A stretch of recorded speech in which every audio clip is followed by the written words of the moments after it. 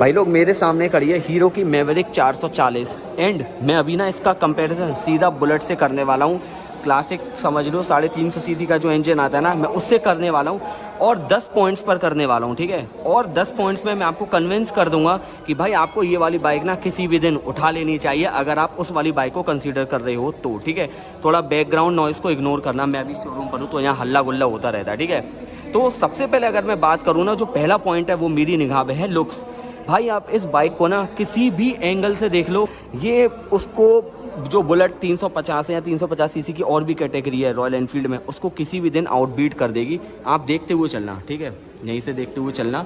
और प्लास्टिक की क्वालिटी या मेटल की क्वालिटी को भी अगर आप कंसीडर करोगे ना तो कि बहुत ही बढ़िया है। लाइट्स को भी देख लो, साइड प्रोफाइल को देख लो, अगर आप इसमें बैक साइड को भी अगर आप देखोगे तो अगर आप लुक्स को कंसीडर करोगे बुलेट के साथ ना, तो बुलेट इसके मामले में कहीं भी नहीं टिकती मेरी निगाह में, ठीक है, क्योंकि थोड़ा सा मॉडर्न लुक भी देती है। बुलेट एक थोड़ा सा ओल्ड फैशन हो गया, हाउएवर लोगों को वो बहुत पसंद आती है, लेकिन लुक्स एक ऐसा केस है, सब्जेक्टिव केस है, किसी को पसंद आती है किसी को नहीं आती। लेकिन मेरा मानना ये है कि भाई हीरो ने लुक्स में बहुत अच्छा काम किया है, बहुत ही बढ़िया प्रोडक्ट निकाला है मेरी निगाह में, ठीक है। जिस तरीके से हीरो अपने पोर्टफोलियो को जो एनहेंस करता है ना, वो मेरे को नहीं लगता कोई और कंपनी करती भी होगी। एक बजाज भी करती है, लेकिन इन दोनों में बहुत अच्छा सा कंपटीशन है, ठीक है। मेरे सामने खड़ा है इसका टॉप मॉडल, लेकिन अगर आपको इसमें लेना है ना भाई, तो आप इसमें बेस मॉडल भी आप इसको कंसीडर कर सकते हो। तो भाई अगर मैं ओवरऑल लुक्स की बात करूँ ना, तो ये बाइक लुक्स के मामले में उन सभी बाइकों को बीट कर देगी बहुत ही आसानी से, ठीक है। दूसरा पॉइंट जिस पॉइंट पर मैं चर्चा करना चाहूँगा ये है, वो है भाई इसकी साउंड। तो एक बार आप इसकी साउंड भी सुन लो। चाबी को करते हैं ऑन।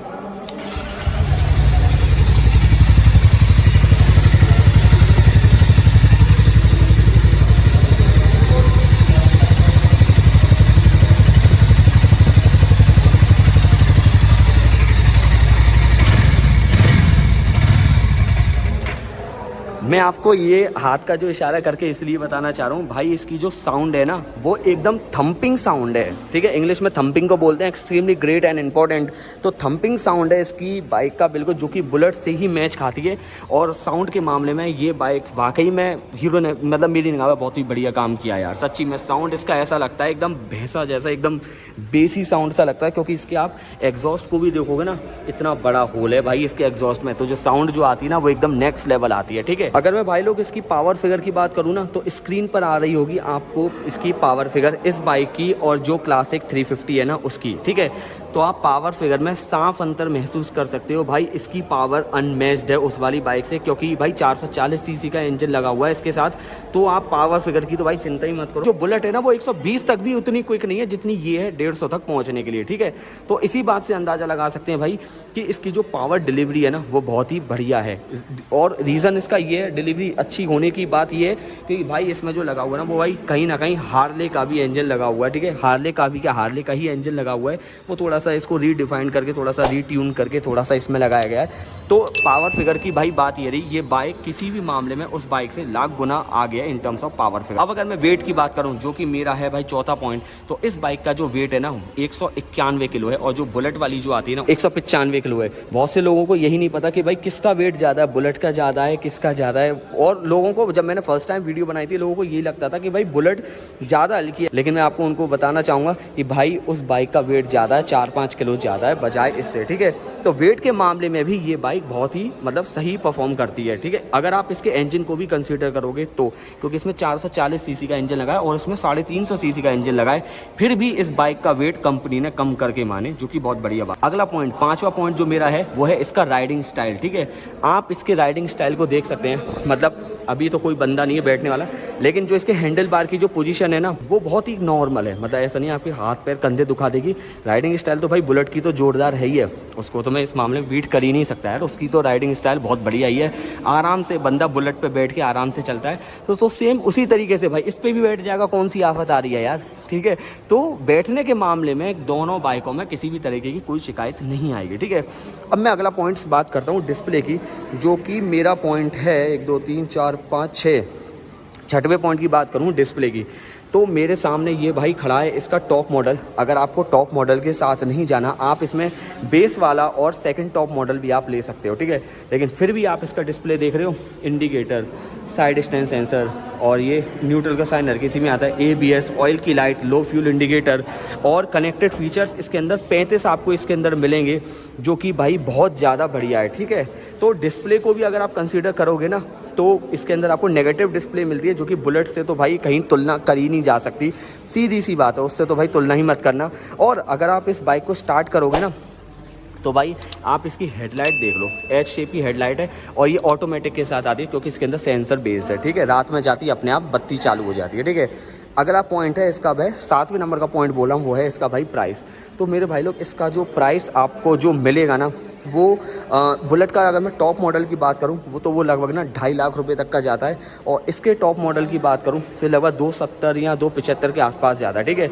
लेकिन अगर किसी बंदे को यही बाइक लेनी है और इतना ज़्यादा पैसा नहीं खर्च करना है तो भाई आप इसका ना या तो बेस मॉडल उठा लो, पावर फिगर सारी की सारी चीज़ें मिलेंगी, लेकिन उसमें कनेक्टेड फीचर्स नहीं मिलेंगे, जो कि मेरे को नहीं लगता इतने ज़रूरी भी हैं। मैं तो खुला बोलता हूँ, आई डोंट थिंक कि मतलब कनेक्टेड फीचर्स का लोग जनरली यूज़ इस्तेमाल में मतलब लेके आते होंगे या ना लेके आते होंगे, मैं नहीं जानता, लेकिन मेरे लिए मैटर करता है या अदर लोगों के लिए मैटर करता है पावर एंड परफॉर्मेंस। तो जो इस बाइक में है वही आपको बेस एंड उसमें सेकंड टॉप मॉडल वाले में भी मिल जाएगी, जो कि इम्पेरेटिव है, ज़्यादा महंगा नहीं है। तो अगर कोई बंदा ये सोच रहा है भाई ये बहुत ज़्यादा 3-4 लाख रुपए की बाइक है, नहीं, ये बहुत कॉम्पिटिटिव बाइक है, तो वो वाली बाइक आपको जिसको सेकंड टॉप मॉडल है ना वो आपको 2.5 लाख रुपए या उसके आजू बाजू भी मिल जाएगी, जो कि बुलेट से मैं मानता हूँ। बुलेट में भी काफ़ी सारे वेरिएंट आते हैं, लेकिन हाँ उसमें 30-40 हज़ार रुपये का अंतर आता है, ठीक है। तो 30-40 हज़ार रुपये का अंतर आएगा तब जाके आपको इसके अंदर इतनी सारी चीज़ें मिलेंगी। अब अगर मैं भाई इसमें अगले पॉइंट की बात करूँ टायर, तो आप इसके अंदर टायर देख लो, पूरे मोटे ताजे आपको इसके अंदर टायर मिलेंगे। 110 70 17 का आपको इसके अंदर टायर मिलेगा, देख सकते हैं। 100 में दिखा देता हूँ यार, 110 70 17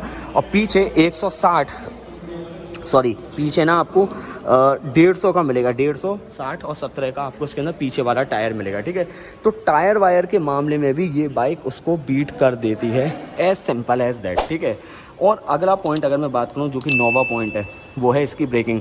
मेरे भाई लोग इसके अंदर आपको ना डबल चैनल ABS के साथ आता है, आगे 320 और पीछे 240 if I am not wrong. सबसे बड़ी बात ये है, एक बात और ब्रेकिंग के मामले में कि इसके अंदर आपको स्टील ब्रेडेड ब्रेक लाइंस मिलेंगी, जो कि बुलेट में भी मिलेंगी, लेकिन फिर भी मेरा ऐसा मानना है कि भाई इस बाइक की ब्रेकिंग बुलेट से काफ़ी ज़्यादा बेटर है, ठीक है। ब्रेकिंग की बात ये होगी।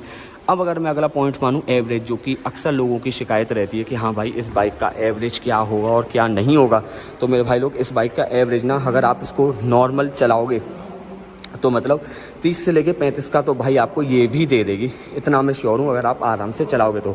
हाउएवर मैं मानता हूँ कि मतलब एवरेज का डिफरेंस आएगा इस वाली बाइक में और बुलेट में, लेकिन वो 4 और 5 का आएगा। लेकिन मेरे को ये लगता है अगर आप इतनी चीज़ें इसमें दे रहे हो, इसके इंजन की तरफ इतना पैसा अगर आप लगा रहे हो ना, तो 4-5 का जो एवरेज है ना वो इतना आपको मैटर नहीं कर रहा। एक बड़ी बात और भाई, इसके अंदर आपको रेडिएटर मिल रहा है, यानी कि ये बाइक ना ऑयल कूल्ड के साथ आती है, वो आपको ऑयल कूल्ड के साथ नहीं मिलती। ये आप भी जानते होंगे, जो रॉयल एनफील्ड की जो बुलेट है वो आपको मतलब एयर कूल्ड के साथ ही आती है, ऑयल कूल्ड के साथ नहीं आती, ठीक है। तो कूलिंग मैनेजमेंट के मामले में या कह लो या थर्मल मैनेजमेंट के मामले में कह लो, ये बाइक उससे अच्छा खासा ही परफॉर्म करके देगी, इस बात की भी गारंटी है, ठीक है।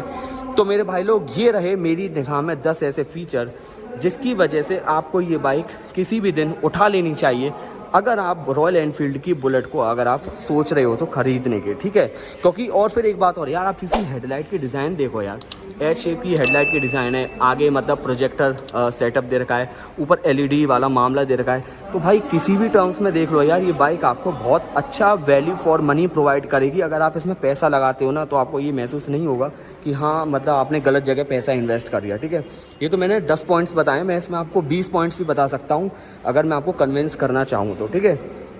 तो ये रहे मेरी निगाह में पॉइंट जिसकी वजह से आपको ये बाइक एनी डे पिक कर लेनी चाहिए ओवर बुलेट 350, ठीक है। तो स्टिल अगर आपका कोई डाउट है तो प्लीज़ मेरे से कॉन्टैक्ट क्या मतलब कमेंट बॉक्स में पूछ लें, तो उसका मैं आपको जवाब दे दूँगा, ठीक है। तो मिलते हैं किसी अन्य वीडियो में, जब तक के लिए बाय बाय।